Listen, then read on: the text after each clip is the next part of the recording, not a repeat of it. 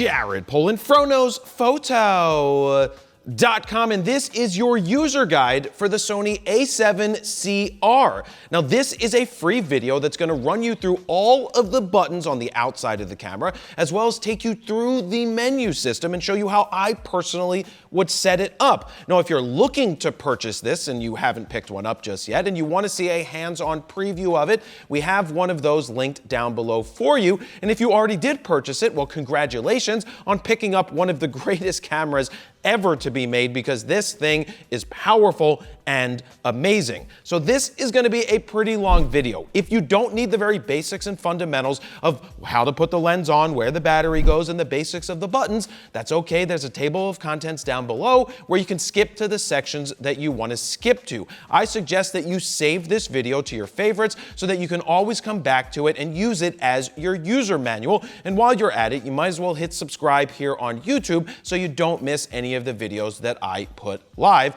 But buckle your safety belts, everybody. We're about to get in to the outside of the camera. Now I want to run you through the outside of the camera. Where does the battery go? What do all of the buttons mean? And give you some general good practices that I personally go with, because this is all about me telling you how I would set this camera if you were just starting out. So the first things first, when you take your camera out of the box, it might be just body only if you didn't get it with a kit and with a lens. We're going to go over how to put the lens on, take the lens off in just a second, but I want to start with the bottom of the camera. This is where the battery goes. So we're going to flip this door open. Yeah, we're going to flip this door open. We flip the door open, we pop this out of the way, and this Z battery comes out. That is not an N, it's a Z. I just have to turn it this way because it's not an N. But the Z battery is one of the best batteries that Sony has ever made. They've been using it for quite a while. It's powerful, it holds a lot of juice, but I always recommend that you get a second battery just so that you have the security and safety of knowing that if something happens to one of your batteries, you have one that's charged and ready to go. But also know that you can get external chargers. Your camera probably came with one so that you can charge your battery, but you can also use USB-C power to charge the battery as well. So putting it back in, it can only go one way. You just move that out of the way, pop it down, it clicks, shut the door, lock it into place, and you now have the battery in the camera. Now let's flip it around and show you where the memory card goes. Over here on the side of the camera, you have another door. We go ahead and we flick the switch, and the springy board springs open, and you have one SD card slot right here. You press, it pops the card out, and this is your card right here. This is an SD card. I always say this in every one of these videos. You do not want to cheap out on buying an SD card. You want to purchase from a reputable store. There's been a lot of issues on Amazon in the past where the card looks authentic, but it is a knockoff for some reason, and you spend this money and you get a cheap card. I recommend going to a place like Allen's Camera, which is at allenscamera.com. It's the place I've shopped at, and it's been around for almost 50 years now. B&H is reputable, Adorama is reputable, Sammy's Camera, all of those stores like those, they're reputable. But when it comes to what card to look into, we use ProGrade Digital, we've got SanDisk, we use some of Sony's Tough cards. Those are very good cards. You've got other card manufacturers like Lexar, but when you start going down the rabbit hole of no-name cards, I just gave you the main named cards of the quality camera or the quality card makers. So when you start going into some third-party things, you just want to be more careful. You spend all this money on this, you spend all the money going on that amazing trip. The last thing you want to do is cheap out on your memory card. So to put it back in, you see there's a notch in there, and you can put it one way. Press it in, locks in, shut the door, move that lock, and you're now locked into place. So we got those things out of the way. Let's move to the top of the camera where we have the on and off switch. I know it's simple, but it's simple, really. Switch it on. Switch it off. Not that hard. Right here in the center is your shutter button. So the shutter button is like it's how you take the picture and how you autofocus. Go ahead and press it right now halfway down. Just feel that little spring. When you're doing that, that's going to be how you autofocus. And when you press it all the way down, you're going to get pictures. And if you're in continuous shooting mode and you hold it down, it's going to be click, click, click, click, click. You're going to get a lot of pictures in a row. Right here on the top, you've got this red button. That is a record button for video. Below there is a custom dial. Now, this is preset with the camera, but what you're going to learn is that a lot of these buttons can be manually overridden or set to something that you want to use it for. Like I personally set this dial to ISO because I like to be able to change my ISO by just moving my thumb here, and there's many different things that you could do here. Some people would do exposure compensation, but that's up to you and your shooting style, and I'll show you how to do that when we get into setting up the menu. There is a switch right here next to this command dial, and as you move that, you can see that it's going to point to a different thing here. We've got slow and quick, which is S and Q. You've got, and that's for video. You've got video mode, that's the video camera, and then when it's flipped all the way up, you've got your camera icon to show you that you are going to be shooting stills. This dial right here is going to come set most likely to full auto. So you have auto is in green, you've got P is program, basically full auto, but gives you, it unlocks more of the menu system. We've got aperture priority, shutter priority, manual. Aperture priority is where you set the aperture and the camera sets the rest to give you the right exposure. Shutter priority is you set the shutter speed and the camera's going to set the rest to give you the proper exposure. And manual is where you're going to set everything yourself. Shutter speed, aperture, and possibly ISO. Now, you've got your 1, 2, and 3. These are custom mode settings, so that if you want to say, I'm shooting outdoors and you want to lock in a specific setting for that, you can just switch to 1 and be, oh, I'm outdoors. And for indoors, you could have a preset where you set it to number 2 and you would go ahead and turn it there. Moving to the middle of the top of the camera, we've got our hot shoe. Now, in the olden days, you would see that people put their flash here. That's true, because the flash can go here, but what's great about this hot shoe is that it's a digital hot shoe, meaning that you put a microphone here, a Sony microphone that's a digital microphone. You do not have to run a cable to the microphone jack on the side of the camera to then have the audio signal go into the file. This will talk right to the camera, both because it's digital, and pass it right through with the Sony microphones. Not every camera manufacturer or microphone manufacturer has the ability to do that. So you would be looking for a Sony microphone. Now we use something called a Rode microphone. It's a company, R-O-D-E. They are from Australia. That is one that we recommend for shotgun mics or everyday vlogging. We use those, but it is much easier if you use a digital one because of the digital hot shoe that it passes right through. Right here, you have 2 hash marks. This is a speaker. So when you do audio or you're recording a video and you play it back, that is where the audio is going to play back from, unless you plug in to the headphone jack, and that is where you would hear your audio back. Now I want to jump to putting your lens on and taking your lens off, because when you get your camera, the lens isn't going to be on your camera. For this, I'm going to go around to the front of the camera. We've got a release for your lens right here. This is if the lens is on, but let's just say your lens isn't on. It's off. Let's look at this. We have an amazing sensor inside. This is your 61 megapixel sensor. Generally speaking, you don't want to just leave it open and be like, la-di-da-di-da-di-da, because you don't want to get dust or rain or material on this. So you generally want to change lenses quickly, or you want to turn your camera down like this. You do have the option of having the shutter come down when you turn the camera off. That is an option you can set in the menu if you would like. But the moral of this story is you do not want to touch this sensor. You do not want to get anything in here because that might damage it. So be careful when you are changing lenses. Now, do you see this white dot right here? That white dot lines up with the white dot right here on your Sony lens. Now, you don't have to buy just Sony lenses. You could get Sigma, you could get Tamron. There's other lens manufacturers that also make lenses for the Sony E-mount. This is the E-mount. That means if it says that it's an E-mount lens, you can put it on here. Now keep in mind that Sony also makes crop sensor cameras. You can put those lenses on here, but know that it's gonna crop down your shooting capability. So let me show you this, but in order to show you on the camera back here, I've got to switch hands. This isn't normally how I do it, but I'll show you. You've got white dot on the body, white dot on the lens. You line them up and then turn it, and you hear a click, watch. It clicks in. the release button is on this side. It's different on every camera manufacturer. So I'm gonna release it, turn the lens towards me, hold on, take it off, line them up, click, click, boom. It's an old Saliva song, if you didn't know. Josie Scott was the singer of Saliva. So I know it can be scary when you're first starting out to take the lens off, put the lens on. Just be careful. It's not that hard to do, but generally speaking, keep it face down when you're doing it. If it's raining, well, don't do it in the rain. And if the wind is blowing, turn your back to the wind if you must change lenses. I change lenses all the time when I'm shooting. It's perfectly fine. So let's move to the bottom of the camera. We know that this is where our battery goes, and this is your quarter 20. This is where you're gonna put your tripod mount. You just screw it in right there, and that's it. You're good to go if you're gonna put that on the tripod. Going around to the left side of the body, we know that this is our door where we put our memory card. Down here is another door where you have a micro HDMI as well as a headphone jack.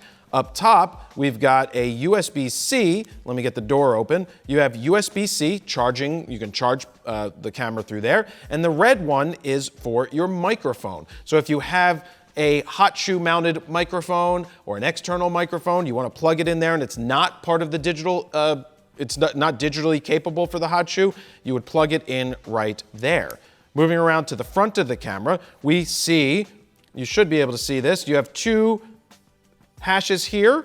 Those are microphones. So they're gonna be okay. They're gonna record what's in front of you. It's not gonna be as good as having a shotgun mic or a lavalier like I'm wearing, which goes underneath my shirt, where it sounds better at a distance because the camera's about 25 feet away from me right now.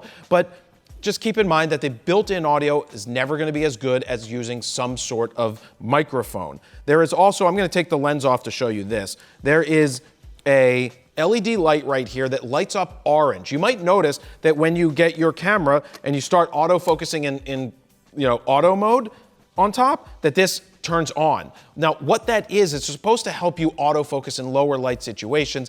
I just find it to be a distraction for the people that I'm photographing, and especially if I'm trying to photograph someone at a distance and I don't want to be a distraction, then I want that off. So I'll show you how to turn that off in the menu system. I already showed you the lens release button, which is right there, and that is, well, that's the front of the camera, but we also have right here on the hand grip is a command dial.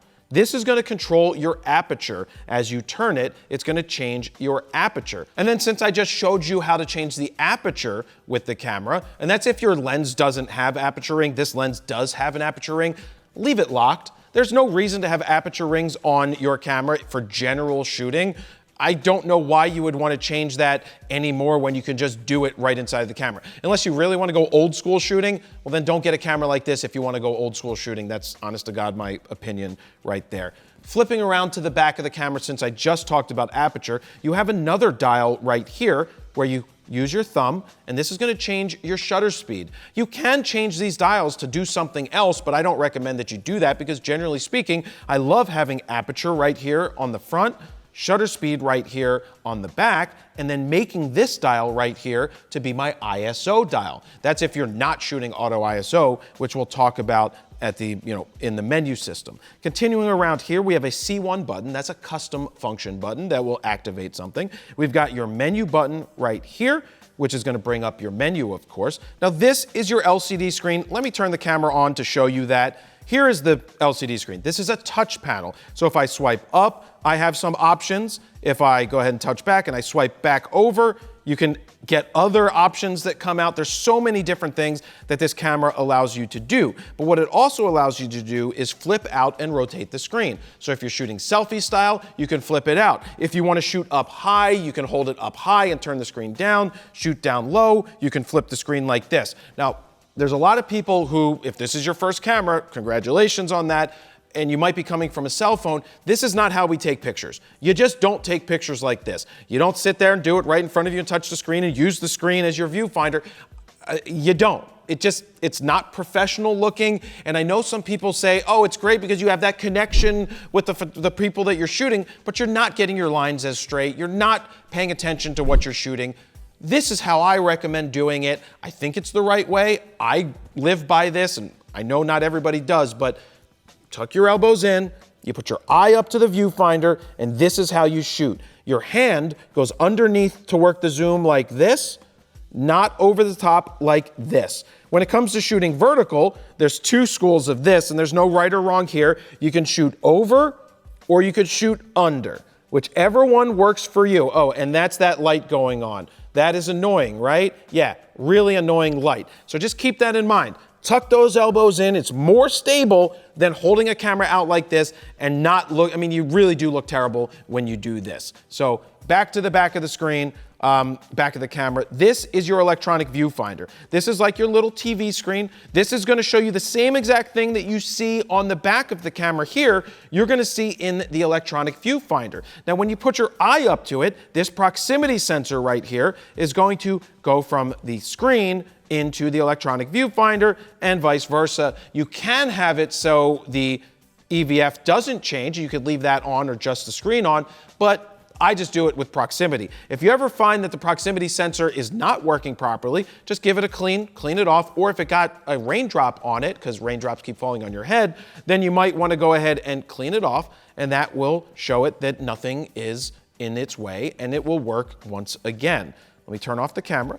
Come over here because there's a lot more buttons. We've got an AF on button. These are all custom buttons that we can change to something else, but AF on is another way that you can do auto-focusing. It's an option that they have. And then if you see the magnifying glass next to it and it's printed on the body, that is a sub menu. That means that that button also will do this function in a certain area, which we'll show you a little later. Below the AF on button, you have a function button. That's gonna bring up a big menu on the back of the screen, not as big as the menu button, but it's gonna bring up things that you can quickly get to and make some changes. Now, you've got a spinny wheel here.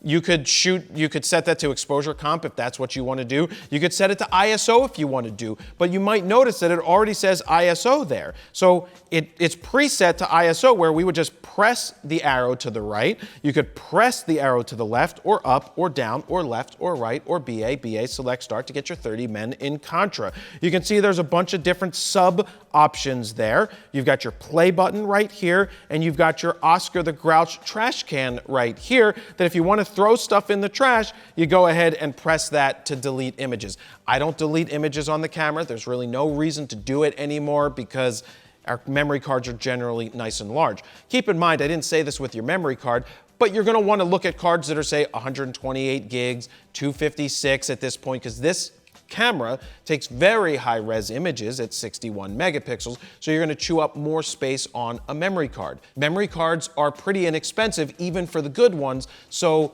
either make sure you've got extra, but also make sure that you get the right size so you're not taking like 12 pictures and having to change it after the fact. So that takes us around the outside of the back of the camera. Oh, one thing I almost forgot. Right here next to the viewfinder, this is your diopter. If you wear, this is a small EVF. Yes, it's a tiny EVF, not the easiest thing to put your eye up to. I wear glasses in everyday life, but not when I take photos. I like to shove my eye so far in here that it feels like it's a part of the camera and that it's a part of my face. So I can change the diopter to make sure that things look sharp when I put my eye up to it. The way that you change it is this dial can move. You just turn the dial, but look at the menu system, put that on, put your eye up to it, and when the text looks nice and sharp, that means the diopter is in the right spot for you. Now, you might notice these little flippity-floppity things that aren't flippy and floppying as much as they do sometimes.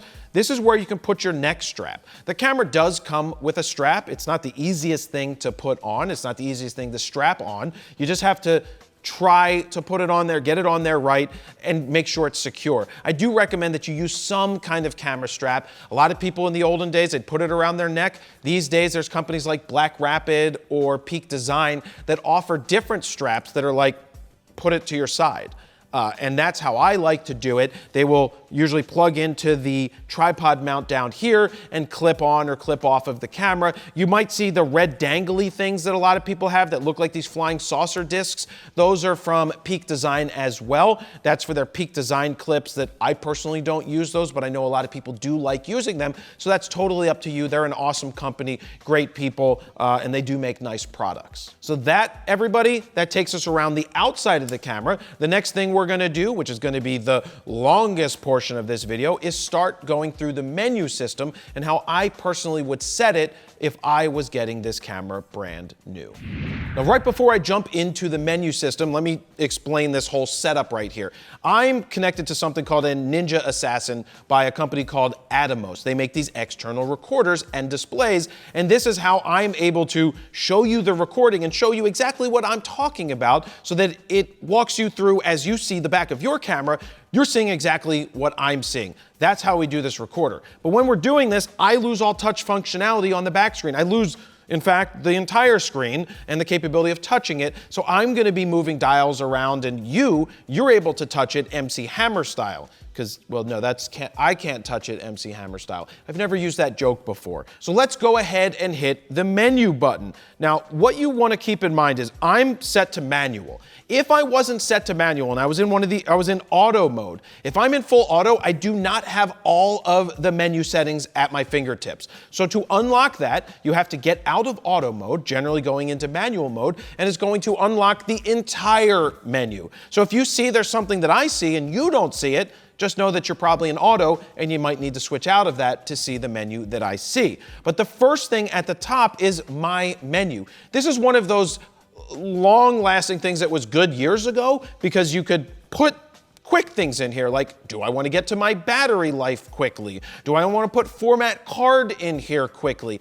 I'm not going to show you how to do this at this point because Sony has so many different options and ways of getting to the same thing that my menu is basically useless at this point. So when I hit the arrow key down, we get to the main menu, which is what has obsoleted that top My Menu option, is because we have the main menu. This tile menu is basically giving you access to everything that you might need access to in your camera quickly. Like, do we want to change the shutter speed or aperture or the ISO from this part? The answer is we're not going to go back into here to do this because all of these things are accessed on the outside of the camera. Like ISO, we could hit the ISO button right here. Or we could use the top dial after we custom set it to change ISO. So for example, let me click on ISO right here. I'm gonna click on it and you can see that it's set to auto. But as I turn the back dial or you touch the screen, it's going to go ahead and raise it all the way up. So you got 100, we can go all the way up to this not recommended spot of, what's that say, 102,400. You probably don't want to go into that. Now, you notice this line underneath 50 and 64 and 80, and there's no line under 100. Well, what that means is that the engineers of the camera have said that the base ISO, the cleanest ISO that they recommend is 100 ISO. Now, you can go to 80, 64, and 50, but there might be imperfections that you'll probably never see. I don't know, it's the engineers are like, nope, we're gonna say that the base ISO of this is 100. Same thing when you get to the higher ISOs, the top ISO that they recommend before getting into the not recommended is the 32,000. You go beyond that, it's gonna have a line underneath. So we're gonna go back into the menu, but you can see that you could quickly get to that. Oh, I might as well show you that there's another way to get to ISO. Just there's that dial right there. You hit it, and it takes you into the same exact thing. So Sony gives you so many redundancies here that it's pretty crazy. So around the top, I'll just do this real quick. Shutter speed, you've got your aperture, your exposure comp, ISO. You can format your card right here, but it shows that we have 5,086 photos available that we can shoot. You've got your JPEG. You would go in here to change JPEG or RAW. You've got your fine settings. I'm not actually going to go through all of this because this is just many of the things that you could get to pretty quickly. We're going to go through this and set it in the menu system. Let me jump in here real quick because I want to show you FroPack 4 in action on this photo taken with the A7C II, starting with Brooklyn, C41, Copper Tone, Kaleidoscope, Mel Brooks, Saltwater Taffy, Thick, Tintype, and Wet Hot American Summer. But check out the adaptive preset called X3 just to enhance the eyes. Watch this. One click over here, I select the irises, which the computer already found. Let's zoom in on it. Watch what I do to the eyes. Boom. I can brighten them up ever so slightly, not too far, and with one click of the button, it is basically done. But check this one out from FroPack 1, my all-time favorite. With one click, we've got Skittles. Boom. It looks fantastic. So look, if you want to speed up your RAW workflow or you're not sure where to start and you're just tired of other presets not working, ours absolutely work. We created 14 all-new custom Lightroom presets that you can check out right now at fronosphoto.com/FroPack4. While you're over there, you can play with the sliders to see the befores and the afters, and if you decide to pick them up right now, they are currently on sale. Or you can grab the Grand Slam bundle that includes FroPack 1, 2, 3, and 4, and of course Skittles as part of FroPack 1, and you can save even more. Now, let's get back to the video. So when we scroll down to red, this is your shooting menu. The first thing you see is image 1, and you can see 2, 3, 4, 5, and as I scroll down, it goes all the way to 10. It doesn't go to 11, unfortunately, but then to get to the other sub menu to the right, each one of these things has its own sub menu. This goes deep. Sony goes deep on the menu. There's a lot of settings here. We're gonna go through as many as we can that I think are important, but again, this is a longer type video. The first thing here is JPEG/HEIF switch. Most of the time you're gonna shoot in JPEGs. Not many people are shooting in HEIF right now. Not every computer recognizes it. I mean, most of them do now, or iPhones. If you have an iPhone, shoot in HEIF as well. It's a different format that generally gives you more colors, more data, without being a RAW file, but slightly better than JPEG, but you'll probably never notice the difference. Now, under that, we've got file format. Currently, when you get your camera, it's gonna be set to JPEG.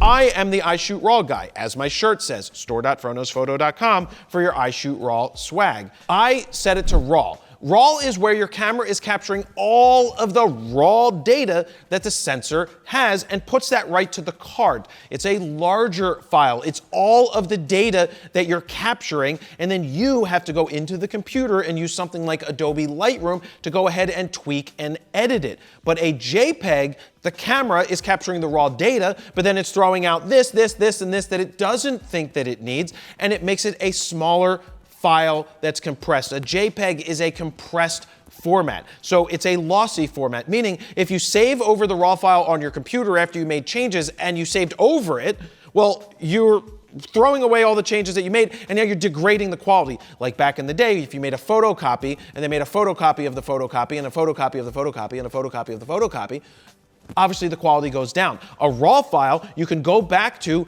for generations. And I say that because I can go back 20-some years at this point to the raw files that I took at the very beginning and edit those like I never edited them before, because I can always start back over.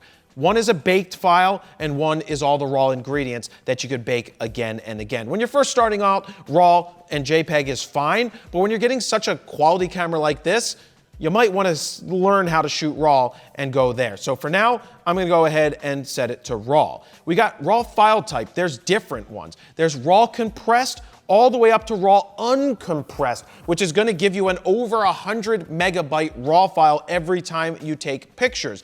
In this day and age, you've got lossless compressed, large. That means you're not losing anything. I don't know how they do this compression. I guess it's like zipping, where you zip and unzip it and don't lose any any data, but it's lossless compressed large, so it's not going to be a 120 megabyte RAW file. It's going to be slightly smaller, but keep in mind that you do need computing power in your computer to uncompress it. You don't have to do anything. It's going to be done in the background, but just know that it might be slightly longer if you're using a slightly older computer. I would never shoot in lossless compressed medium or small. I will stick to the large or uncompressed. Remember, you can't dumb up a file. You can always dumb it down. So at the very least, lossless compressed large is what I would recommend doing, unless you really want to shoot the uncompressed at that point, which is what I used to do, but it does take up more space on your cards. So for now, we're gonna go to lossless compressed. We're gonna hit the center button, which is basically your OK button. You hit that, and it brings us back out to the menu. You've got your JPEG quality is set to fine, standard, light, or extra fine. Damn, you're fine. That's what people say when I walk down the street. They're like, I thought that was a girl with a butt like that. I'm like, nope, it's just me. Look, if you're gonna shoot JPEG, you better shoot in the extra fine, the highest quality possible. You can't dumb up, but you can dumb down. You can never go back up once you go with light. So extra fine if that's what you're gonna do. And if you're gonna shoot RAW plus JPEG, I think you're fine in shooting in fine because you have that RAW file that you could always produce the best JPEG from after you tweak it. So keep that in mind. So for now, we're gonna go to fine. If you've got JPEG image size, same thing. If you wanna shoot smaller JPEGs, you can. That's stupid. You spent all this money on an expensive camera that has 61 megapixels. You might as well get the best of the best with honor, sir, out of it and stay in large. You've got aspect ratio, 3:2, 4:3, 16:9, and 1:1. So 1:1 is square. So this would be what you would capture. 1:1, 16:9, 4:3, old TV format style, and 3:2 is the entire sensor size. So you're capturing all of the data there. I leave it in 3:2 the whole time. I'm not a cropper. But look, if you want to shoot in square for whatever reason because you don't need the outside of it, if you're shooting RAW, you're going to capture still all of that 3:2 data, but when you bring it into the computer, it's going to be square, but you could reset it to uncrop it at that point. If you shoot JPEG, you're going to be locked into the 3:2 aspect, the 4:3, the 16:9, or square. So remember, if you're shooting square in JPEG, you cannot get back that extra stuff on the side of the frame. So I leave it in 3:2 at all times. Now, file format, you might be saying, Jared, why is there a video mode here when we're not in video mode? Well, because they put video settings right here, a basic setting for movie shooting. You can set, no shit, I can set all of this. Thank you for explaining that to me. So you can see all the different 4K options that you have, XAVC, 4K, and you can go all the way down to this IHD. Now, to get to your slow and quick, we would have to go into the slow and quick options and go into the menu settings there, or go into the video mode because that unlocks more of it. But just keep in mind that this is going to set the settings for your video, and when you hit the record button, that's going to go ahead and activate the recording of the video right there. Scrolling down, we've got movie settings. So we can go in here as well. One thing I haven't mentioned yet, there's a trash can button. It sees trash can, has a question mark. If I go ahead and hit that trash can, that's basically giving us not a lot of good information. It says, set the frame rate of the movie. You know, when the menu is called record frame rate, don't you think you kind of know that already, Sony? Like, maybe put a little more information into this. They don't do that. So anyway, let me hit the OK button. You've got your frame rate recording. You've got 24 cinematic. You've got your 30 and 60 frame rate is when you're shooting video. It's going to be 60 frames. It's going to be very similar to like watching sports on TV. A lot of video games are done in 60p as well. I generally say in 24 for cinematic. Now record settings, the same thing. You can't dumb them up. You can always dumb down. So I go to the highest bit rates possible, and let's go back out. We've got APS-C shooting. This is what I was talking about earlier with lenses. If you were to go ahead and put a lens on here that was APS-C, not full frame, it would automatically detect that and shrink the recording area down, and it will do that automatically for you. You've got long exposure noise reduction. This is something that I personally turn off. That's when you're doing a long exposure, say, of the sky, or it's something dark, you're doing stars, whatever.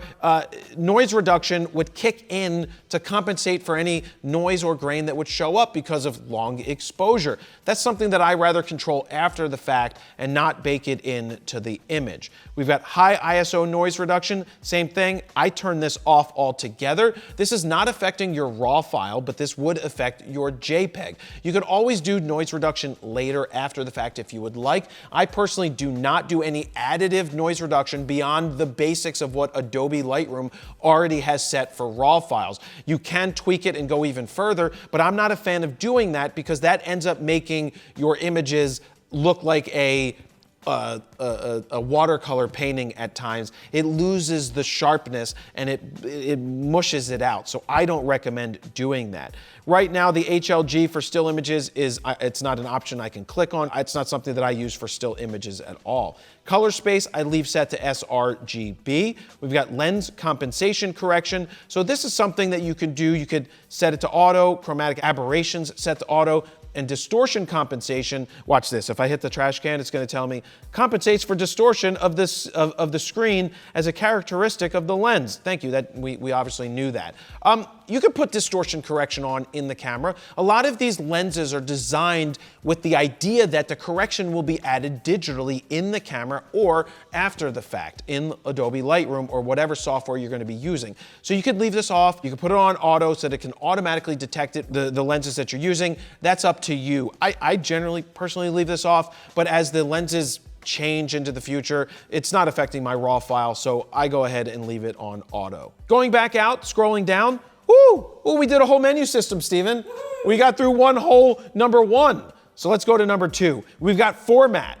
I'm not gonna format my card right now because I've taken sample pictures so I can hit the playback button and show you that when we get to that mode. But performing quick format, all data will be deleted. So keep in mind that this is when you get a new SD card, you put it into your camera, you want to format it because then the camera and the card talk to each other better, and it puts the database on there that Sony puts on there so that it's ready and clean and it gives it a fresh start, a clean start. But if we have images on the card that we haven't saved and offloaded to the computer just yet, you do not want to format. Formatting is done after you've saved the images to a computer and then hopefully saved another set to the cloud or to an external recorder, because you always want to have redundancy as much as possible. If you just have an external storage device and you put your stuff there, that's not a backup, that's a single. That's one. You always want to have multiple backups because if something happens to your files, you want to have a backup somewhere stored, either extra hard drives or up in the cloud. So I'm not going to reformat right now, but you would format right here after you've made sure that everything's backed up and you want to start fresh with your card. So I'm going to hit cancel. We've got recover image database. We talked about this earlier. That's if you ever have an issue, the camera will say we need to recover the database, and it's going to go ahead and do that right there if it can. Display media info. This is going to tell me that I have the ability to shoot 1,471 images in RAW, because that's where I'm set to right now for RAW large. And then for movies, I would have 2 hours and 36 minutes of record time at that current setting. So that's just telling you something that we could have figured out on the back of the screen.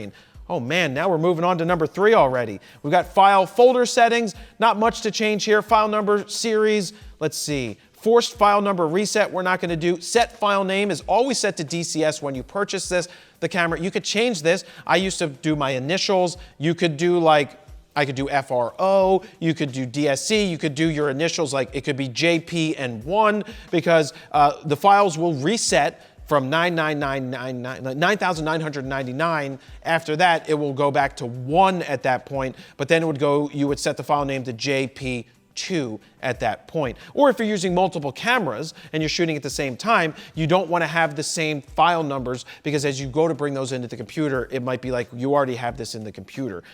Folder name, I leave this set to whatever it's set to right now. We've got select record folder, not another thing. This is not something that I change at all. Create new folder, nope. IPTC information, skip this altogether, not necessary, never touched it. Copyright information is good to do. Do you want to write the copyright into the image file? The answer to that should be yes. You're the person taking the photo, so what I like to do is I set the photographer name as me, and I put Jared Polin Frono's photo in there. Then I go ahead and I set the copyright as usually the same thing, Jared Polin Frono's photo. You could set copyright 2023 or 2024 or whatever the date is that you want to, and then display copyright info. This is what it says, copy holder name, because, well, I didn't change it yet. But I like to leave this on because I want to write that data in there. You can do touchscreen. You're gonna touchscreen and do this. I'm not gonna show you right now, but you could touch in and set your information. Write serial number. I don't know why this isn't just automatically on, because if you're gonna do the copyright and everything, you might as well put the serial number into the file, but the raw files already record that. So I'm gonna go ahead and hit OK anyway. Scrolling down, we've got, this one isn't highlighted because I can't use recall memory settings right now because I guess I've never set any. Next, we've got camera set memory. We got the 1, 2, and 3. You also have M1, M2, M3, and M4. So many custom settings. You can go in here and save this information so that it would set your 1, 2, and 3 on top of the camera. And that's something that I already talked about earlier, but that comes in handy if you're a video shooter and you want to quickly get into a certain video setting for outdoors, or you want to change your settings quickly. This is obviously makes sense for that. So if there's something that you use all the time, you could lock it into 1, 2, and 3 and always get back to there quickly if you need to. We've got register custom shoot settings. Now on the lenses, some lenses that you use, there will be a custom setting, a custom hold button. So if you set a button to say, hold 1, hold 2, hold 3, that's only gonna bring up that option when that button is pressed. When you release it, that option's gone. So this is a really powerful option that if you wanna get more custom settings, you can go ahead and do that as well. Continuing on, we've got our shooting/drive mode. We've got drive mode is set to single shooting. Now when I go in here, you see how it brings up the options on the left-hand side? The same thing would happen if I hit one of the custom buttons on the outside of the camera. It would bring that up. Or under the function button, you'll see drive mode as well. So we've got single shot, we've got continuous shooting high. Oh, and then you can see high, watermelon sugar. You would hit over. See, there's the arrows, so we can hit over, continuous shooting high, continuous shooting mid, low. I'm gonna demonstrate this all for you guys right now. I'm gonna take off my lens cap, I'm gonna point over here to the light, and watch this. We're in continuous shooting high. As long as I press that button and leave it held all the way down, I stuttered. As long as I hold it all the way down, it's gonna continuously shoot. But let me go back into the menu. We're gonna go to drive, and we're gonna go to single. Now with single, watch this. I press the button, focus, press it once, my finger's pressed down, it's not continually shooting. So I'm gonna put the lens cap back on here so we don't have any other distractions, but back into the menu, those are your different shooting settings. I like to shoot on continuous high or regular high. It all depends on what you're trying to capture. It doesn't mean that you get higher plus if you're smoking, or you get less high or mild high or whatever. I actually don't do drugs, but for those of you out there where it helps you, perfectly fine. So we're gonna go down. You can see this is your self timer. It says single in parentheses because it's gonna take one picture after 10 seconds. But you have this other option where your self timer continuous. It's gonna be 10 seconds and then it's gonna count, take a picture, 10 seconds, take a picture. You can actually change this to quicker times. You got, as I hit over, you've got, what's that say? That's 10 seconds for 5 shots. That's 5 seconds for 3, and you get the point over here. You got bracket shooting. So drive mode, continuous bracket. It's gonna do over, under, and right in the middle. That's something we used to do back in the day. We don't do that as often anymore. But if you're gonna be shooting in a house because you're doing real estate photos and you want to expose for indoors, outdoors, and what the camera thinks is the proper exposure, that's where you would do bracket shooting. You've got drive mode single bracket, you've got drive mode focus bracket, so many options. White balance bracket, wow, it's gonna change the white balance too. So many different options, but for now, we're gonna stay in the high mode. Let me get back into the menu settings. We got bracket settings, we just talked about that. That's where you can control the different options for bracketing. You've got your interval shooting function. This is super powerful. If we turned on interval shooting, it could take a picture for every second, every half second. You could take one picture every 30 minutes. You have so much power here. Just dive into this. This is super powerful. Back in the day, you had to actually plug in a remote separately to get these functions. Not anymore because it's built into the camera. Then we have pixel shift multi-shooting option. You would go in here, you could see all of the different options. This is where you set your camera up on a tripod and it's going to take multiple images by shifting the image sensor, and then using Sony's proprietary software, it's gonna bake that into one mega super huge raw image that gives you so much data. Now keep in mind that if their subjects are moving, it might not be the best thing to use, but that is where you use pixel shift. Moving on to number 6, the first thing we see is silent mode shooting settings, or silent mode settings. Let's go in here, let's see. If auto pixel mapping is off, we're not gonna read any of this, but silent is currently off. This camera allows you to shoot in silent mode. So if you're in a situation where you can't make any noise, you can shoot in full silent. Keep in mind that you might end up with some warping or jelloing if you're shooting a fast-moving subject. So if you're trying to photograph a golfer or sports in silent, you might see some imperfections and bowing, or if a golfer is swinging, that golf club is absolutely going to bow with this camera. But when you're shooting silent. If you're shooting objects that aren't moving, not a big deal, but if you're shooting things that are flickering, there's lights around, you might end up with some flicker going on there. But we've got shutter type. We've got mechanical shutter. We also have an electronic shutter. When you flip into electronic shutter, it's going to go into silent mode as well. So generally speaking, this camera isn't that loud in this day and age, so that is just how you can shoot. You also don't get any extra benefit from going into silent mode, whereas with some of the other cameras out there, some of the Canon cameras, there is a benefit. When you go to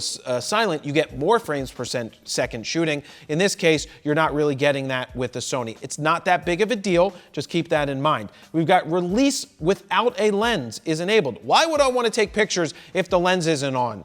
Turn that off, disabled. Release without a card. If you don't have film in the camera, why would you allow it to shoot? Not really something we want to do. We're going to disable that. Anti-flicker setting. So anti-flicker shooting is currently off. Now, do you know when you're shooting in an old gymnasium and you have those metal halide or sodium vapor lights and they're flickering, right? Sometimes in an image, you would get lines because you picked up the flick or the or the flick or the flack or the flock or whatever the f***'s going on. And this will help the camera notice that the flicker is happening and delay it ever so slightly to take the picture after the flicker, the or whatever is flocking going on. So it's not a perfect science. But what is interesting here is they have variable shutter option. This is where, and you can see an example on the screen right now, is where you can dial in a custom 1/852.3 of a second to try and match whatever that flicker is, so that when you take the pictures, you can see as I'm dialing it in, that flicker is disappearing and going away. That's for when you're in an extreme environment where that flicker, like those LED lights are flickering that bad, you can go ahead and custom set that. That is really powerful that you can do that. So that gets us out of that menu already, and we're into steady shot is currently on. That's image stabilization. That is the sensor counteracting your movement. That's how you get more stable shooting at slower shutter speeds. Also, keep in mind that many of the lenses today have image optical stabilization built in, and so that paired with this is going to help you keep things nice and still. But always remember this: if you're shooting at a super slow shutter speed and you're shooting something that's fast moving, well, if you have the optical stabilization on and the steady shot on, the background's going to be nice and sharp and still and not moving, and the subject is going to blur. This isn't going to keep the subject from blurring. Always remember that. Next up, we've got steady shot adjust is set to auto. We do leave that on auto as well. Steady shot for focal length, this isn't highlighted because I can't change that mode right now either. Now we're up to number 8, it's set to zoom. Obviously, if you have a manually zooming lens, meaning you could go ahead and turn the dial to zoom it, you can go ahead and do that, but this is saying that you could do some kinds of digital zoom inside of the camera. I make sure that I don't do that at all. I turn that off altogether. I don't want to have any digital zoom whatsoever. But you do have a fixed speed if you have a lens that is capable of doing some powered zooming, and this is where you would go ahead and change those settings. Next up, number 9, we've got grid line display off. Some people like to have lines on their screen, kind of like a checkerboard, where they can make sure their levels are right, even though there is a level inside of the camera, or they like to line it up or see their rule of thirds. This is where you would turn that on, and it would show you the rule of third grid. Now, there's different options. You've got a square grid, you've got a diagonal plus square grid. That's more like if you're gonna, fly into the Death Star and shoot your torpedo and try to blow it up. That's what you would want to have on, because you'd be like, bloop, bloop, bloop, bloop, bloop, bloop, bloop, and then get out of there. And the guy's like, I died. What bad acting early on in that Star Wars movie, but it's okay because it's a Star Wars movie. So I personally leave this off. Some other people like to leave it on. That's personal preference. Next up, we've got live view display settings. Live view display is setting effect is on. This is important. This is when you look through your, now this is by default, so this is good. When you look through your camera, you're gonna see a representation of the exposure. So if it's too bright, it's going to be bright in the viewfinder. If it's too dark, it's going to be too dark in the viewfinder, and you just have to make your changes based off of that. It's amazing that we can see that, so I leave that on. Exposure effect, exposure set is flash. Yep, I leave this exactly how it's set. Frame rate low limit is currently off. The most important thing here is the live view display setting. That is just for your electronic viewfinder and also for the back of the screen to show you the proper exposure. That's super powerful. Number 10, aspect marker. I leave off aspect marker. Since I'm leaving it off, I don't want any of this in my images or in my files, so I leave that off altogether, and we just move past it, and that gets us through that shooting menu mode altogether. Let me jump in here and say, would you like me to send you a free guide to capturing motion in low light situations? Well, if you said yes, just look for this orange box over on froknowsphoto.com, put your name, email address in it, hit send it. I'm gonna send you that guide for free. Brings us into exposure/color, where we start with 1. Let's see, how many menus are there here? We've got 7, just only 7. All right, good. It's getting lower and lower as we move on. Exposure, bulb time settings. Now, bulb time, if you remember olden time cameras, there was a B on there. That meant bulb. So what that meant is when you went into that setting, if you pressed the shutter button and held your finger down, the shutter stays open and it exposes as long as your finger is pressed down. You remove it, it stops, it turns it off, it brings the shutter back down. So you have bulb settings in case you're trying to, say, shoot fireworks one night and you want to have a longer exposure, but you don't know the time. You hold it down, firework goes off, does the explosion, take your finger off, and there you go. But check out the back of the screen to see if your exposure was right, and then because you can see everything right in front of you, you can change that based off of that. We've got ISO settings. This is very important to go into. Right now it's set to auto ISO. We showed you that you could get into this from that other menu, the tile menu at the beginning. I don't shoot auto ISO. When you're first starting out, maybe auto ISO is a great place to be because it's honestly better than not knowing what ISO is at all, and the camera's gonna do a very good job, get you damn close to the proper settings and exposure all the time with auto ISO. I personally never use it, and I graduate out of it, and I think many of you too will do that as well. ISO 100 is the lowest base ISO that we recommended. That is for a brighter situation. You're outdoors, it's nice and sunny. It's gonna be a lower ISO, smaller grain, but as you go up, it's as you're raising the sensitivity of the camera. The sensor is getting the sensitivity raised. As you go higher, you're gonna introduce more noise and grain because it's better for low light situations. But it's always a trade-off. The higher the ISO, the more noise and grain you introduce. But there's not a big deal with noise and grain. I like it. I shot film and there was always film grain. So as long as your exposure is pretty close and you're not bringing it back 15 stops or 4 stops in the post-production, you're gonna have a pretty clean image if it's exposed properly. Generally speaking, with this camera, 6400, 8000 is where you start pushing it, because remember, this is a 61 megapixel sensor. There's a lot more there, and the higher ISO with more megapixels does introduce more noise and grain. So you wanna keep it down as much as you can, but if you're forced to go higher, you can of course go higher. So right now I'll just leave it set to 400. Now you do have an ISO range limiter, so if you want to be an auto ISO and you don't want it to go to 50, you could be like, you know what? I don't want it to go any lower than 100, and I don't want it to go any higher than 8000. You could do that, and now it will not go any higher or any lower than these settings that you're custom setting. And that's it. That's pretty simple. Let's go into number 2. We've got exposure compensation. Right now I don't have that set to anything. It's not even something that I personally use, but if you're in auto ISO and you know that you want it to underexpose by 1/3 or overexpose by 1/3 of a stop, I know it's getting more complicated, more advanced, but this is where you would go ahead, you could do this, or you could set a custom button on the outside to do it. You could also do different steps of exposure. It could be a half a stop or 1/3 of a stop. I like to keep these things in 1/3 of a stop myself. Exposure standard adjustment. Let's see, this function adjusts the standard of optimum exposure. Generally, adjustment is not necessary. Okay. If you're telling me it's not necessary, then it's not necessary. I don't ever go in there myself. Number 3, metering mode.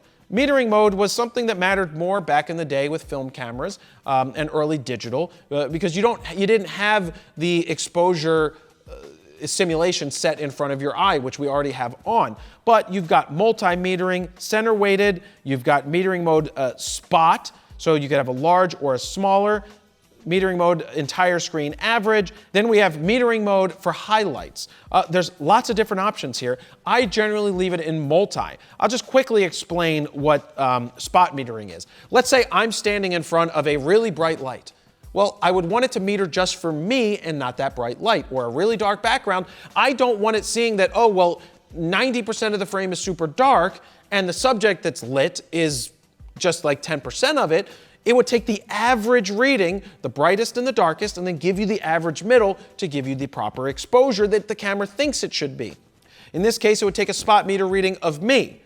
So keep that in mind when you're shooting. But because I have the exposure right in front of my face in the electronic viewfinder, I don't really worry about that metering mode anymore. Face priority in multi-metering is on.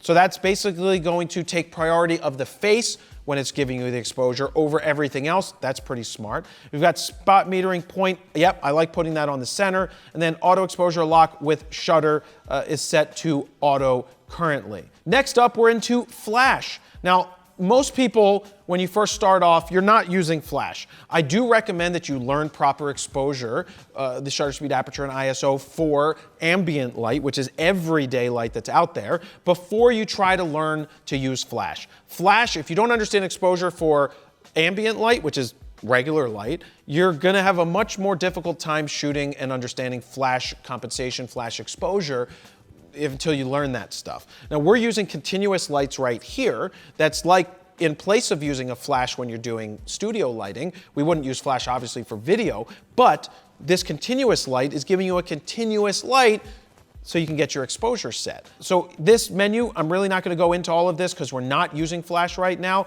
but when you do, you're gonna wanna dive into that menu. White balance. White balance is very important to talk about. There's so many different options for white balance. Auto white balance is what I personally use because when I shoot RAW, I can change the white balance after the fact without really losing any ability to do so or having any issues with it. If you shoot in JPEG mode, you are picking a white balance and it's going to be baked in and it's gonna be much harder to make that change after the fact. Like if I was to do white balance daylight, daylight is warmer. So it's gonna be something pretty warm and it's much harder to change that accurately after the fact if you are shooting JPEG. So make sure if you are shooting JPEG that you select the proper white balance for the scene that you're in. If you're shooting flash, you're gonna wanna use the flash white balance option. So we've got shade, we've got cloudy, incandescent lights, 1, 2, and 3. There's so many different options for different fluorescent lighting. Your white balance for flash. We've got auto white balance for underwater.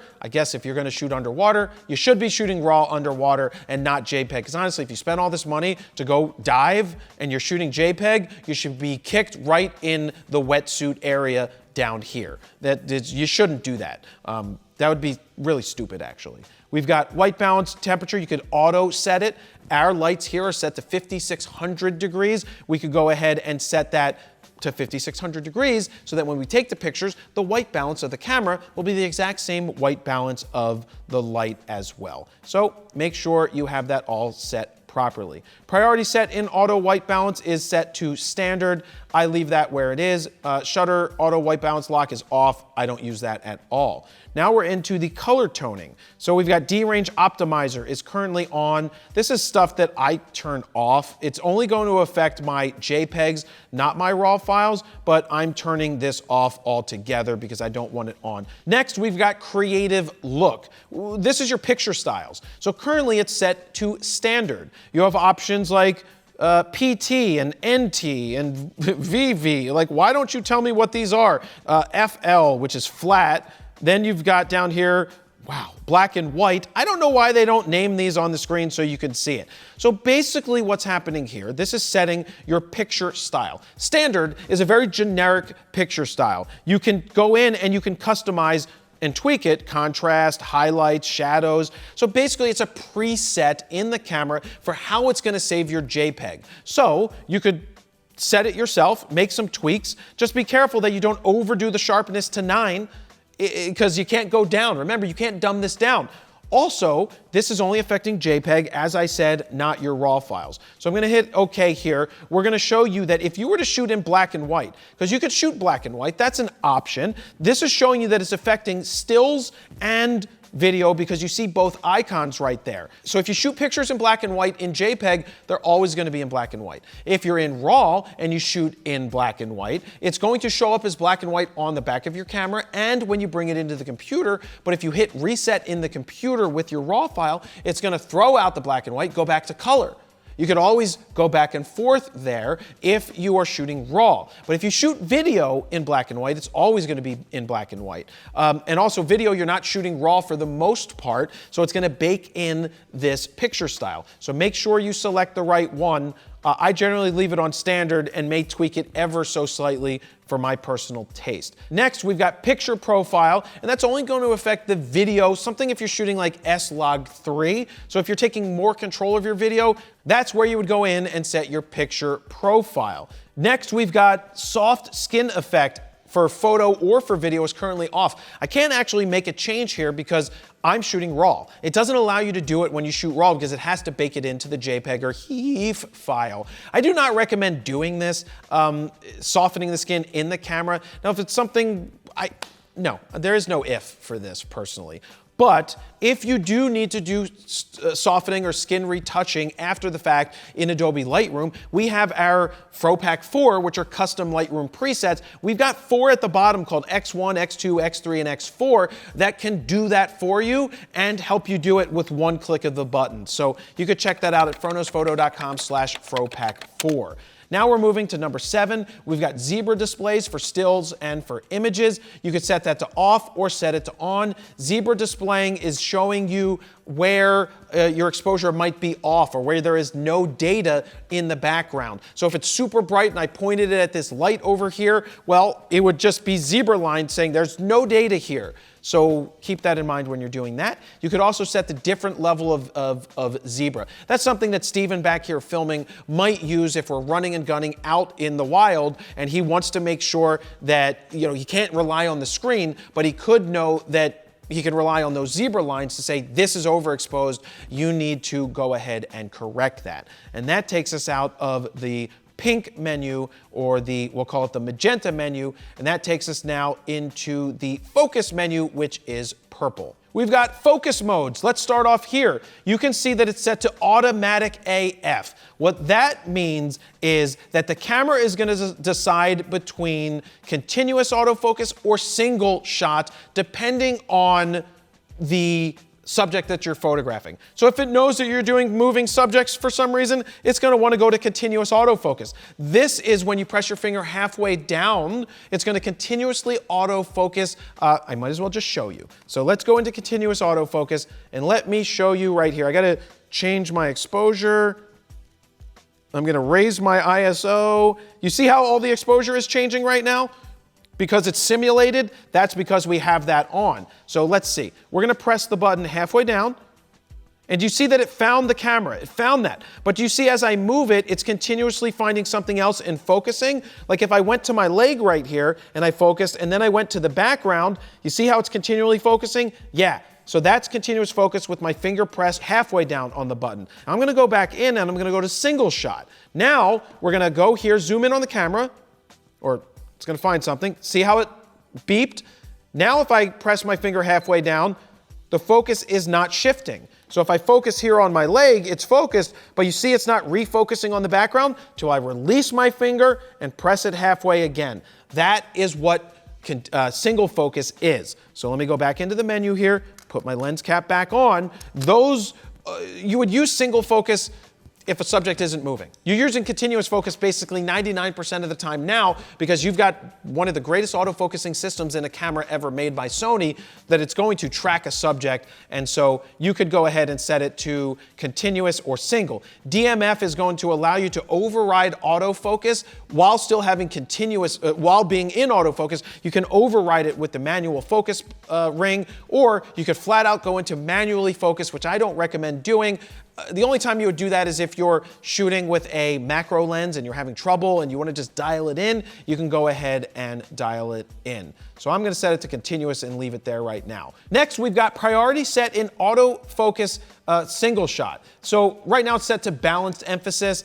There's release or only if it's in focus. So Oh, there's one thing I forgot to tell you up here, guys. Automatic AF is not something that you want to be in. That doesn't mean that you're turning on automatic focus. Autofocus is generally on with these other settings, but this means that it's going to continuously autofocus when I'm not even pressed halfway down on the button. That is a terrible mode. Do not go into it. So priority set for AF continuous, I like to do release. Because sometimes I just want it to take those pictures, even if it thinks that it's slightly out in continuous focus, because sometimes it's in, and then the camera's like, wait, it's not in, and it won't shoot, so I go ahead and I leave that on release. We've got AF tracking sensitivity. Right now it's set to standard. If you're tracking a subject and say another subject jumps in front and we're on number 5 for responsive, that might jump to that next subject. Or as someone runs across the screen, your viewfinder, it might jump to them. If we wanted to say locked onto, say, a tennis player in the distance, the tennis player's there and the foreground element person's running back and forth, we don't want it to focus on them, so we would say stay on lock on. But generally standard is fine. It all depends on what you're doing, and you have to figure out what's right for you after a while. The AF illuminator is what I showed you earlier, that annoying orange light. I turn it off. I don't want it coming on at all. Aperture drive in AF, I leave this on standard. This is going way too deep if we go into it. It takes too much time, and it's not something that I personally change, so I leave it on standard. AF with shutter. So yeah, we're using the we're doing autofocus with the shutter pressed halfway down. So of course we want that on. We've got full-time DMF is off. That is where it's not DMX, not DMX, DMF. That's where you would have full-time capability to focus with the manual focus ring. We've got pre-AF is also off, and I leave that off as well. Next up, we have focus area. Right now it's set to wide. There are all of these different options. You've got your focus area wide, zone, center fixed, spot, and you could change inside of there. This is what I like to use. I go down here, we've got focus area. This one is set to tracking expanded spot. I don't use that generally. I generally stick to tracking spot large, medium, or small. Let me show you what large is on the screen. You see that box right there? That's the spot. So I could move that around if I so wanted to, press the center button, which then allows me to move it because we don't have a joystick, and I'm moving that on the screen, and then I hit center and I hit OK. But let me go back in here real quick. This is for locking on and tracking. I gotta use Steven's face for this. So Steven's gonna look here. Oh, my exposure is gonna be off slightly. Let me get my exposure right. Look off to the side, here we go. Steven, there, you see how his eye is being tracked? Now go away, get out of here, thank you. Now come back, it's finding his eye, it's tracking him. That is what I want. In those other modes, it might not do that all the time. I want this active all the time. So I have that tracking Steven right there, and that is so powerful and so important that that's why I generally stick to these modes. So look, if you're not gonna be photographing people, because there's some times where you saw that it found Steven's eye and face, and what happens if I wanna focus on an object and not a person? We have to go into the menu system and deactivate the people tracking or the finding the person. So there is an option to do that, but most of the things that I'm shooting, especially if I'm shooting sports, I'm gonna be either large or medium with this, and that's how I'm gonna track. The other stuff, I mean, if you want to do wide, focus area wide is the camera's going to do all the work for you. It's still going to find, it should still find Steven. It should still find him. Hold on, where's Steven? There's Steven. See, it still finds his eye, but it's the camera doing everything for you in that case. So, you know, the other one just gives you more of an option for taking full control of those settings. So let's get back into the menu here. Super powerful autofocusing system. Focus area limit. This is just saying that, look, if I don't want to use this zone option ever or center fixed, I can turn it off and it's never going to show up again in my camera, and I'm going to go ahead and hit OK. Oh, actually, before I do that, the bottom row is for video and the top row is for stills. So I hit OK and now it's saved in. Next, we've got switch the vertical and horizontal AF area. I personally leave this off because what's happening is sometimes when you go vertical, it's going to correspondingly change the focusing points. It's just not something that I've ever personally used. We've got focus area color. This is something I change. I like to change it to red because it's just easier for me to see than white. AF area registration, I leave off. Delete registration, another thing I don't even go into at all. And then AF area auto clear is off, another thing that I don't touch And let's keep going down. This is a deep menu as well. Next, we've got area display DUR, which means during tracking, is currently off. So what that means is if you have a focusing box on the screen and it's red and it finds the subject, it's going to, if this is off, it's going to not have that box up anymore. It's going to override, it's going to go boom, it's going to focus on Steven. If I had this on, well, it's going to go ahead and leave that box on, but still find Steven, but let me know where my box is set. I like having my box available so I know where it's going at all times. AFC, so AFC area display is currently on. Phase detect area, I leave that off. We've got circulation of focusing points. It does not circulate. What that means is if you move all your focusing points, you move all the way to the rightest most focusing point and you hit right again, it's just gonna stay there. If circulation was on, it would end up on the left-hand side. Next, we've got AF frame movement amount. There's two options here, standard and stupid. Why does it say large? So it should be faster or slower for moving focusing points. So it's how fast you want to move those focusing points from left to right or top to bottom. You could make large moves or you could make standard moves, whatever you want to do. Now let's go into the subject recognition.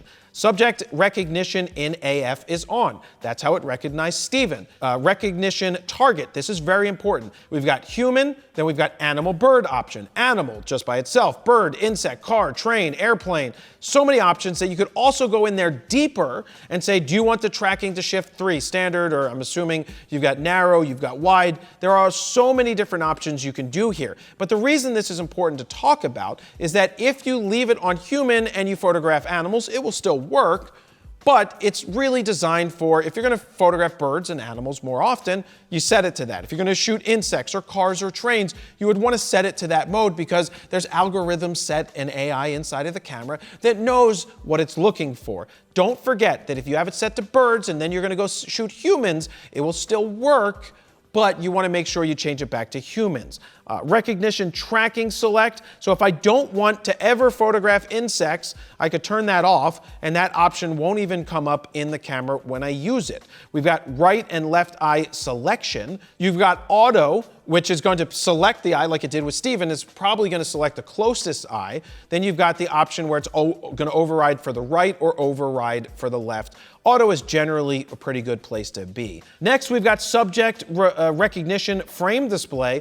I want the subject recognition display on. I don't know why this is on by default, off by default, but I put this on because I always want to know where that frame is showing up. Face memory, don't touch it. Registration, face priority, it's on, but it's something that I don't use ever either. We've got auto magnifier in manual focus. That means if we're in manual focus and we turned this focusing ring, it's going to magnify it to go in there and it'd show you a larger portion. We've got focus magnification time. There's no limit for that. Initial focus magnification is set to 1, but you could also have it magnified to 4.7x, which would go in there super close. AF in focus magnification, that means that if you do go into focus magnification, it will continuously autofocus if you want it to, but it's just not good for fast-moving subjects. You'll never get that to work. Now we've got peaking display. So peaking display is currently off. Now this is for helping you see the edges of a subject to make sure you get your focus if you're shooting in manual focus. You could do peaking level, mid, low, or high. That's going to be important when you're using your peaking color. I like using the color red for peaking. You could do yellow or blue. It's really good when you're shooting video and you're not sure about focus, even though the autofocus is perfect on this camera. And by perfect, I mean not perfect, but it's pretty damn good. Peaking will just show you those red lines, and when they're super red and sharp, that means you're in focus. And that takes us all the way through the focus menu, and we are almost through the entire menu because now we're up to playback. So under playback, there's not much that I'm going to change. I don't do playback target. I don't change magnification or select memo or delete from here or edit or change viewing. But playback options, there's a bunch of different options you could have here. Display as a group is interesting. Remember when I took a lot of frames in a row, like 6, 7, 8 in a row? So if you do a burst, it's going to display those all together when we go into the back of the camera. Actually, this is on. I should be able to show it to you. Let me go into the back of the camera. Let me find a picture. There it is. You see how it has the multi-shot option on the screen right now? That's because this was multiple shots. I hit the OK button, and now I'm inside of there. Now, you're not gonna see a lot of change because I wasn't moving the camera for those 7 shots, but I hit the OK button again, and it takes us out. You could also see on the screen the display is showing the multi-display up on the top left-hand corner, and it's showing us it's 1 of 16. Oh, yeah, 14 of 16 pictures. I go in here, it's 1 of 8 pictures that I'm cycling through. You can see that I cycle through 1 through 8 up on the right-hand top of the screen. It's highlit, you can see it, and that's how you do that. So that's a function that you may want to have on. That's up to you. I sometimes leave that off because I don't want to group them together personally because I like to go through and see it myself. Display rotation is set to auto, so that's okay. That's going to rotate as you go vertical or horizontal. We've got focus frame display is currently off. I like to put that on because that's going to show me where my focusing point was. Next up, we've got aspect marker display. I go ahead and I leave this on. I'm pretty sure this is when you set it to say 1:1 or the 16:9, it's going to go ahead and black out the outside of that. Display special timing, specified time. Wow. I don't care about that, personally. So I personally don't care about that. I don't know why that's showing me that on the screen.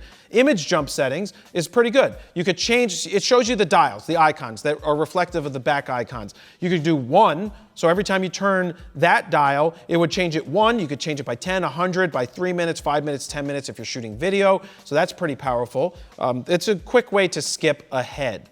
And yeah, that's it for that. But let me just show you what happens when you play it back. If I use this dial, I can go ahead and dial, spin the wheel.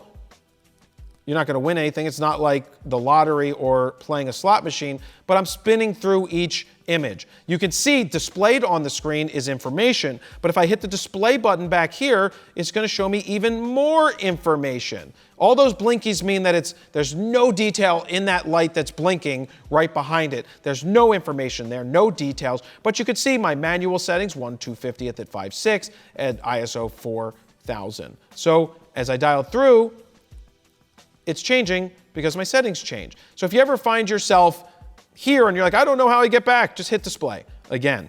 And remember I told you this AF on button had a magnifying glass next to it? When I press it, it's gonna go ahead and zoom in, and then I could either swipe on the screen or I could spin the wheel to zoom out, spin the wheel to zoom back in.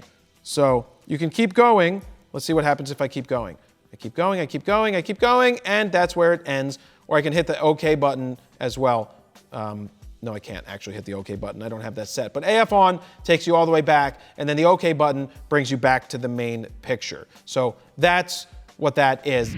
Let me cut in here real quick and let you know that this video is brought to you by Squarespace. If you're looking to build your very own online portfolio, use what I've been using for close to 15 years now for my own personal website. 15! Because it's simple, easy, affordable, and I don't need to know any coding. To get your 14-day free trial, head on over to squarespace.com/FronosPhoto. If you decide that it's for you, use the code FronosPhoto at checkout to get 10% off your first order. Now, let's get back to the video.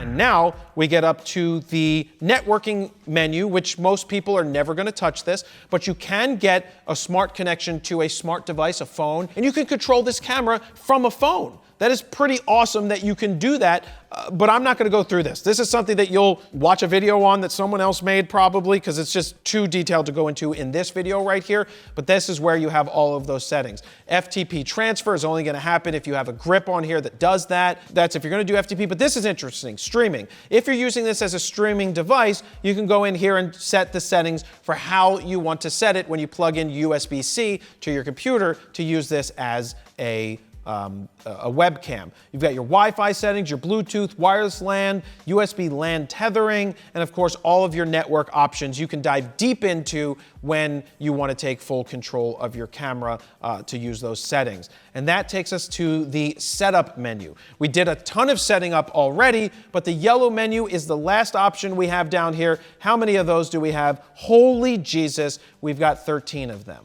We've got to start area and date. So obviously set your language to whatever language you're watching in and wherever you want it to be. Area time settings. So this is where you would set the area. We're in Bogota, Colombia right now. We're not actually in Bogota, but that is the time zone that we're in because it lines up with New York for where we are. Daylight savings time is off. You've got your date and time settings, and it shows you exactly what it's going to be down below. So if it's 11:59 and 11 seconds a.m., which it is set right now on November 21st, 2023, which is, fun fact, Ken Griffey Jr.'s birthday today, by the way, Stephen.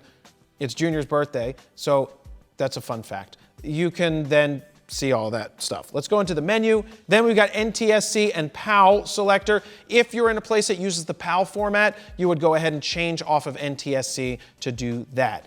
Settings reset, we're not doing that because we just set the camera. Save load settings is important if you have multiple cameras or you want to save all of the work that we just did. So if you wanted to save this and you just had one camera, you could do save load settings and you would save the settings to the SD card. Then you take the SD card, you put it in your computer, and you take that file that is on that card and you email it to yourself. Subject line, my settings for my Sony a7CR. So that you could always get that again, load that onto the card, and then load it into the camera. Or if you have two of these cameras, you could set up one and then load those settings right into that. That is super powerful and super important. So people have always asked us, why don't we give you our settings? Well, if it's on 1.0 firmware and then sometime down the road they update it to 2.0, our settings might not match. Things might change. So this is something that you can go through this video. You can set it for yourself, do the save load settings, and go from there. We've got operation customization. So this is super deep, another deep menu. Operation customize. So customize key dial set. Let's see. In this next setting screen, you can check the function assigned to a specific button by pressing the button on the device. That is so powerful. I love this. So if I press this center button here on the back of the camera, it's going to show me which one that is. It's going to take me right to it. So let's see. We could change. White balance is currently set to C1. Tracking is set to AF. Touch operations is set to the touch operation button down there. So it's showing me what that button is. It's this right trash can button. That also can deactivate the touch settings currently. But if we wanted to change it, we can go in there and we could go through the entire menu and select what we wanted to select. Like I said, super powerful, and it shows us as we scroll down what each one of these does. Let's say, if I don't want this to be ISO anymore, I could just be like, where's off? I don't know where off is, but off is somewhere else. But I could set it to whatever I want it to be. So if I want it to be AE lock toggle, I could change that, but I'll just leave it set to ISO right now. So if you ever find there's a button that you accidentally hit all the time for some reason, because your fingers are bubbly or whatever, you could turn that button off altogether and you won't accidentally hit it. So this is all self-explanatory, showing you where all of the other buttons are. Now this is important, lens. If you have a lens that has a function button on it, this is where you would set it. You put that lens on the camera, you press that button, you use that button, and you can change whatever setting it is that you want that to change. So you could see all of the options that you have. Very powerful stuff here that Sony gives you. Dial directions, we're not going to change those right now, but let's see. Which dial do I want? I want this dial. So remember I told you that I wanted to set this to ISO. I'm going to go in here, it's dial number 3, I'm going to hit OK. Now I'm going to go up to exposure and ISO.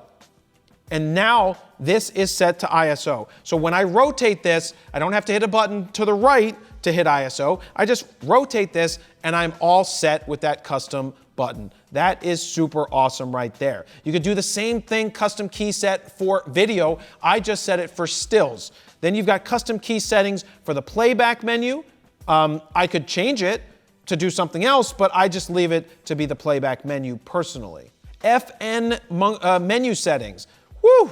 So you can see the top is set for stills and the bottom is set for when you're in video. But all of this we could change. Let's say I don't want this to be JPEG image size and I want it to be file format. Then I would change it to file format. It's real easy. You can customize this to how you want it so that when you press function on the back of the camera, you can quickly get to modes that you may not have a custom dial set to. But what's great is that Sony has a lot of the dials capable of being custom set to modes that you want them to be without having to go into the function thing here. So that's pretty cool. Next up, we've got different set for stills and movies. So if it has a check mark, it's going to be independent. For example, it's nice if you're shooting video and you're always in 1/50th of a second. You want it to be set to that when you jump back in, and not to 1/2000th of a second. If that's what I was shooting for stills, it will already be set there if you set them independently. Let's see, display screen settings. Let's see, monitor. This is showing you what you're going to see inside of the viewfinder.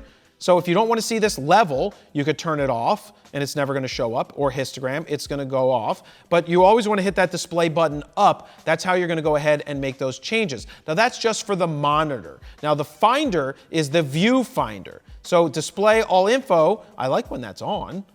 I like that option. I don't like the histogram, so I don't want the histogram to show up, so that will no longer show up. Record with shutter is off. This is in video mode. So you know you already have a red record button, but if you want the shutter button to also be a start and stop recording, you could go ahead and do that with record with shutter.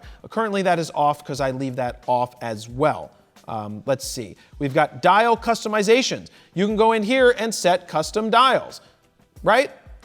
Very similar to what we saw before, you would go in here and make changes. Like if I don't want the red record button to be movie record button, I want to change this to something else, I can change it to something else. Like if I do a lot of silent shooting, or I wanted to go to variable shutter speed quickly, I could put variable shutter speed to one of the custom buttons and quickly activate it or turn it off. That is really powerful right there. Dial customization, woo! There are so many of these that I'm not even going to go into those because there are so many of them. Next, we've got touch panel / pad. I would do valid for both, because what this is doing is if your eye's up to the viewfinder, you can still use the touchpad, or if your eye isn't up to it, you can still use the touch panel. So I'm going to go ahead and do valid for both. Touch panel settings. You can go in here and see, look, for the shooting screen, so many different options for what you can control. So you just have to go in here and decide what works for you. I don't dive deep into this personally. Playback screen, we want the touch panel on for that, and menu screen, we want the touch panel on for that. Touchpad settings is when your eye is up to the viewfinder, you're gonna be able to make changes. You've got your absolute position, which is where you press on the screen, and then you've got the operation area, which you could set it to the wide screen, which is the whole screen, or if you have it to set to the right half, that means this area is the only area that's gonna be active for moving the touch panel. That's pretty good for when because you don't have a joystick, you can go ahead and move focusing points if you so choose to do that. That was more powerful years ago when that was a big deal, when we couldn't do that, but now it's really not that big of a deal with how good the autofocusing systems are. Accessibility options is where you're going to go if you need to enlarge the screen because your eyes, you don't see very well and you want the magnification to get larger, like in large screen area, or if you want to read the text and you want it to go faster across the screen, you can change that here. We've got Finder and Monitor. Select Finder or Monitor is auto. This is what I was showing you earlier with if you put your eye up to it, it switches to the viewfinder. If you take your eye away from it, it switches to the panel. Monitor brightness, I always set right in the middle. We have it dialed down 1 right now because when I'm showing you the back of the screen, we want it to show exposure properly, but I leave it set to 0 when I'm doing it, or right in the middle, because the last thing you want to do is have your monitor be over bright and you're trying to use it, which you shouldn't be using for exposure anyway. Next, we've got viewfinder brightness is set to auto. I can't change it right now because I'm using an external display. I leave this on auto at all times. The reason I do that is because if you're looking through the viewfinder and you made it extra bright because you're on a bright day, which it really shouldn't matter because your eye face hole ball should block the light anyway when you shove it into the camera. But if you make it bright and you're using that as an exposure, your exposure might be off because you're compensating for seeing super bright or super dark. So I leave that set to auto. Finder color temperature, I don't change. Display quality, you've got standard as well as high. I like to make that high. Watermelon sugar, Steven? Hi. There you go. Finder frame rate is set to standard. I can't change that right now, but I do change that to high as well because I want the best quality. Monitor flip direction is set to auto. That's if you're doing vloggy mode. So when you flip the monitor back, it's going to rotate the image and flip it and mirror it, so you are all set there. Number 8, we've got TCUB display settings. Right now it's set to counter. This is when you're shooting video. This is so that it's going to display the counter. Gamma display assist, I leave off. Gamma display assist type auto. Display LUT is currently on. This only affects your video if you do put a LUT in there. Next, we've got remaining shoot display. This is interesting. I put this on. I don't think you're really gonna outrun the buffer unless you're shooting a ton of images, but watch this. I want it to say always display. We are looking for this white line on the screen. You see where it says copyright? Right below there is the white line. Should I do it? You want me to test it, Steven? Sure. Let's show it. So I'm gonna go to high speed shooting. I'm gonna switch into manual focus because I don't want to take the lens cap off. Here we go. You see how it's going down? That is your buffer, and it's filling back up knowing that you're filling it back up. Shooting, shooting, shooting, shooting. Wow. You're not gonna outrun it unless you shoot like 20 photos in a row. But I want that displayed there. I wanna see when the buffer is getting fully filled. Michael Buffer. It's not the Michael Buffer mode, or his brother, Mills Buffer, whatever his brother's name is. He's not even any good. So yeah, I leave that on always. Always display. Auto review is off. I don't want to auto review every picture after I take them. I turn that off. Shoot mode selection screen, I leave this on display as well. Now we're into the power setting options. Now, we have it currently set for auto monitor off to not turn off because we're recording and it would mess up my recording here. But you just need to go in there and say, well, maybe a minute, right? Don't turn off for 3 minutes. Or power saving options, you could turn this on. We have it off right now. Power save by monitor, both linked. And auto power off temperature high is for when you're shooting watermelon sugar, Steven? Hi. That's right, hi. If you're gonna do video and it's a hot day and you don't want it to turn off when it says that it could be overheating, you could set it to high and it's gonna override the shut off and your camera might get hot. So if it does end up getting too hot, it will eventually turn off, but this is how you can extend it. Just understand that it might get a little hot. Now we've got sound options under number 10. You've got volume settings are currently set to 7. You've got your 4-channel audio monitoring. I don't get into this. This is really going to affect your video. Let's see, audio signal shooting is on. Next is audio signal start and end. You could have it notify you when you hit start or hit stop. It will make a slight noise. USB connection mode, I leave this all set to exactly where it's set. USB power supply is set to on. That's if you want to charge with the USB-C. That's important. HDMI resolution, if you're going to ever do anything with HDMI, you're going to go ahead and go into this mode. If you're someone who wants to show the info display when you're recording like we are, you would have info display on. That's how we're able to record all of this info that's on the screen. Control from HDMI is on. That's more advanced for those of you who get to that advanced option. Let's see. Video light mode, again, something if you had a video mode light set to this, it would charge from the camera. Anti-dust function, let's see. Sensor cleaning, you could do sensor cleaning with the camera. That's where it's gonna shake the sensor and shake it off, shake it off. I say I'm too late, got nothing on my... It plays Taylor Swift, Steven. Yeah. That's the first time I've ever used that joke, I think. That's a new joke. Remember that for the next video. So that's where you could do sensor cleaning and then shutter when power off. This is where you can have that shutter come down when you power off the camera. I don't do that because it takes too long for the shutter to come down and to go up. It delays my shooting. Also, if you damage that shutter, you're damaging your camera just as well. So you want to be careful about all of that. Auto pixel mapping is on. I still don't know what that function even is. Sets whether or not to optimize the image sensor automatically. Yeah, I wanted to do it automatically. I don't want to do it. Pixel mapping, I don't touch. Version is just showing us the firmware is version 1.0 for the body, and the lens is also on version is on version 1 as well. This is where you go to update the firmware of your camera. When there's a new firmware, you're gonna follow the directions and you're going to this mode. Display serial number, this is just gonna show me the serial number of the camera. This is an early one, it's only 1583. And then the privacy notice is not something we need to go into either. That's just there for reasons for the manufacturer to put there. And that's it, man. That's it. That is the entire menu.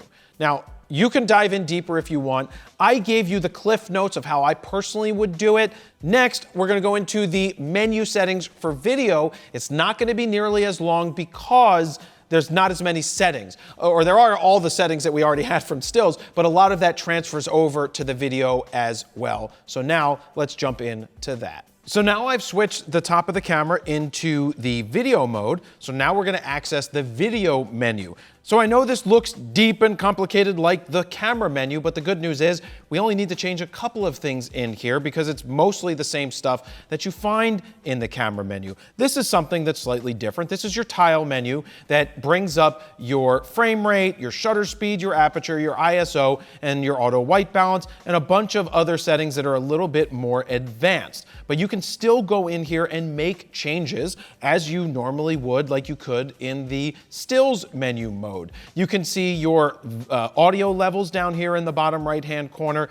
And also, if you go down again, you have a second menu here in the tile menu with even more options. You can read what each one of those are. So everything is right here. If you need to quickly get into subject recognition in AF, you could turn that on or off, or you could, of course, go into recognizing the target or not. Pretty simple stuff right there. Again, you have the tile menu, you have the function menu, you have the swipes ups and the swipes to the left. There's so many different ways to get into the same thing, and Sony is just showing you those different options. So under image quality, we've got file format. You have, these are your different file formats for 4K. This is the one we like to shoot in, the a7R 4K. We like to select this because it's the highest data rate, and that little thing that popped up on the screen was letting us know that you need to use a faster SD card. There are different speeds of cards, and they recommend that you use one that is a V90 or faster, because if you use a slower card, you might not be able to record video at the highest frame rates. So under file format, that's the one that we go ahead and use. Next, we have our movie settings. Right now, I'm not able to change it because I'm actively outputting to this display right here, but we like to go into the 10-bit, the 422 10-bit, the highest quality one, or the highest bit rate that you could go to. Again, you can't dumb up, but you could always go ahead and knock it down. You have your S&Q settings right here. So this would be where you would go to set, you would have to switch into S&Q if you want, and you could get to your 120 frames per second slow motion if that is what you chose to do. But the rest of it is stuff that we don't really need to go into right now. But what I do want to show you here is I do want to go down to audio recording, because audio recording is on currently. You have your record level is currently set to 26. Can I make it peak? Peak! Peak? Peak? I can't get it to peak. So maybe it's, if I turn it all the way down, you see how the levels they're off because I turned it all the way to off. It's at 0. And this is if we're manually setting it. So I can turn it all the way up. Hey-oh! Hey! Hey! Hey! Testes, 1, 2, 3. So you can do that. We've got audio, out timing is live, wind noise reduction. I like to turn this off personally if you're not shooting out in the wind. I don't like putting any of that on there if you don't have to. And that's really that for your settings for your audio right there. Continuing down, we're gonna jump all the way to 12.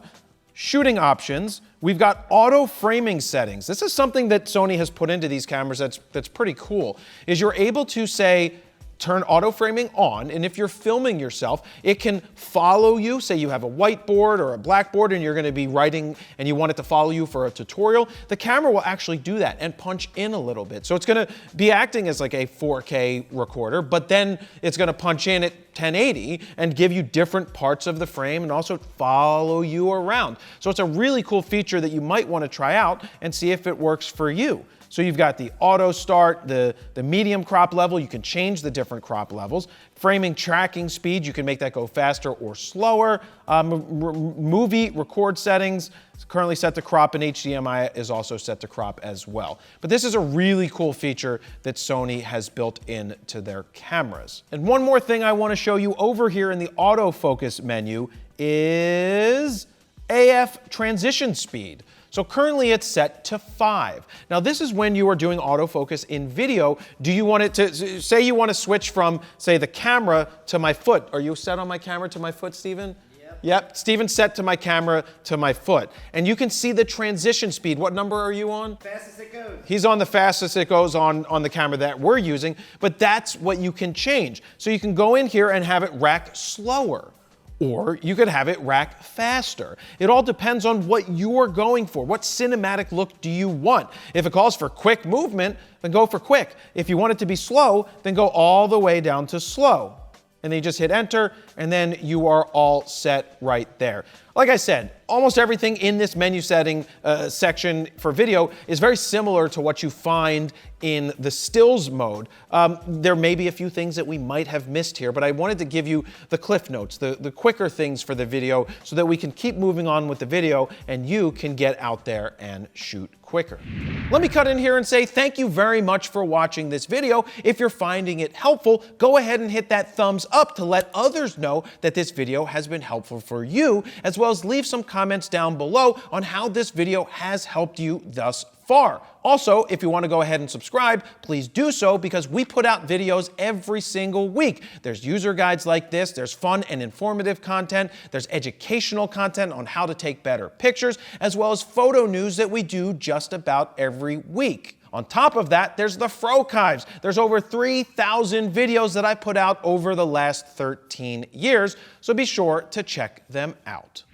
Now I've switched back into camera mode because I want to show you what you're going to see if you look through the electronic viewfinder or on the back of the display on the LCD screen. Now keep in mind, some of it might be slightly different when you look through the camera, but it might be pretty similar to what we have up here right now. Now remember that you have a touchscreen. You can touch this and go through the different settings. So we're going to start at the top left of the frame here. So what we see there is your memory card. So that is showing us that we have a card there, and we have 1,439 images remaining in RAW large format. So that's showing us that. When we move over to the center of the screen at the top, we see a hand waving at us that says on. That's letting us know that Steady Shot is currently set and active. And I just realized that that MF at the top right above that means that I'm in manual focus. And let me switch the lens over, and you can see now we are in AFC, which is autofocus continuous. To the right side of the screen, we see the battery icon that says we have 33% battery life. Right below there, we've got our metering mode, followed by white balance, which is set to auto white balance. We've got AF on for people. The mechanical shutter icon is showing us there. That's why it says mech. And then we've got picture profiles is currently off. Below that, at the bottom of the screen, you've got your ISO, which is currently set to 5,000. We've got what's blinking at us right now. That is your light meter. That's letting us know that we are way too underexposed at -2. But if I was to take off the lens cap and go like this, well, now we're +2 on the exposure because something super bright got into the frame. So that's how your light meter is working. You've got your aperture, which is set to 2.8, and obviously I can change it when I turn this front dial. And you've got your shutter speed is 1/50th, but I can change that as well by turning the back dial as well. Then right above that, you've got your standard creative style that is selected. Remember, if it says monochrome, that means you're going to be shooting in monochrome. Above that is D-R, which is dynamic range optimizer. We personally keep that off. Right above there is what focus mode you have selected for which boxes that you want to go ahead and use. Then you've got your H+, letting you know you're in the high continuous shooting, followed by the camera icon with the M, lets us know that we are shooting in manual. To the right of the M, you've got your copyright logo. That's letting you know that copywriting is on, and it's going to write the information to the file. And then we showed you earlier, this white line is your buffer line. So right now it's full, and as you take pictures fast, it's going to go lower and lower, and then you take your finger off from shooting and the buffer clears to the card, and then it goes and fills itself back up. So those are the icons that you're generally going to see on the screen. Now, if some of this stuff doesn't show up, just make sure you hit the display button up, because there's different display options for the back of the screen. Look at this. It's like I'm flying now. Whee! Wow! We're flying into the Death Star. Yeah, I don't use this one. I generally use this when I'm shooting my photos. So the next thing I want to do is hit the function button right here, just to bring up what options you can quickly get to. You've got your creative look, followed by your metering mode. Steady Shot is currently on. The recognition target, so if you wanted people or animals and birds, this is where you go ahead and select that. Quickly, you can select it. AF continuous, we've got our auto switching depending on what type of lens you have on here. RAW, your focus area. Remember, I like to go down here to your tracking spot, large or medium. It depends on what I'm shooting, but I generally like that to be selected. We've got our AF on for subject. This is where we would turn it off if I didn't want it to recognize Steven behind me and just have it focus on, say, the camera.